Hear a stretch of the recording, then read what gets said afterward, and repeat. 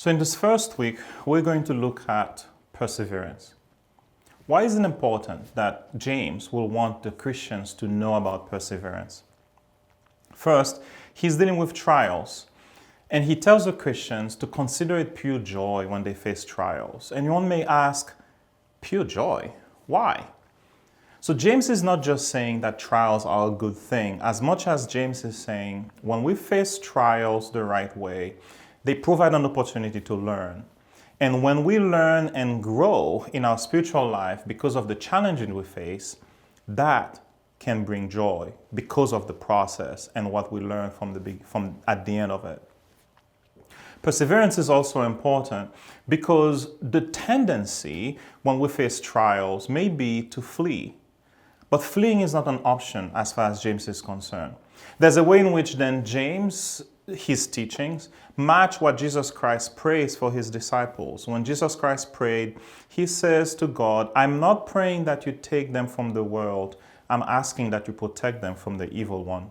James wants us to persevere because we do not have the possibility, it is not an option for us to flee from the trials, but to go through them and allow these trials to help us to grow in our Christian life. But perseverance is important because of the knowledge that God is present with us in them. That's why then in the beginning of the letter, James put a lot of emphasis on who God is. He is good.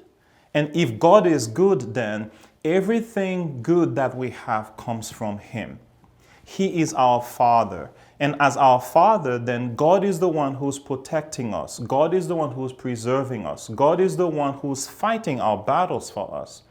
So then even the joy, even the other things that we do them because we're not left on our own. But as a result, it's very also important for us to show our dependence on Him, which is why he calls the Christians to have single-mindedness. You have to be firm. You have to have a clear understanding of why you are behaving the way you are. Not because you're left on your own, but because God is present. Not because trials are fun, but because at the end of it, there's something that's waiting when God shows up and He brings deliverance and the challenges are changed to joy. Perseverance is important because as we live through those trials, there's the opportunity that people who see the good deeds that come from us, they can now glorify God.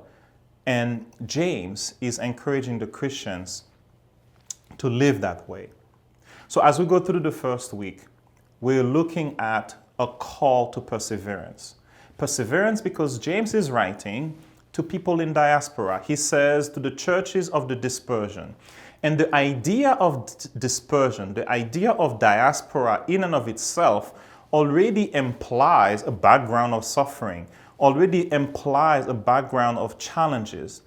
And what we find is that James Christians, the Christians that James is writing to, are Christians who are living in such a way that life was becoming difficult both in interpersonal relationships and in the way they were living within society.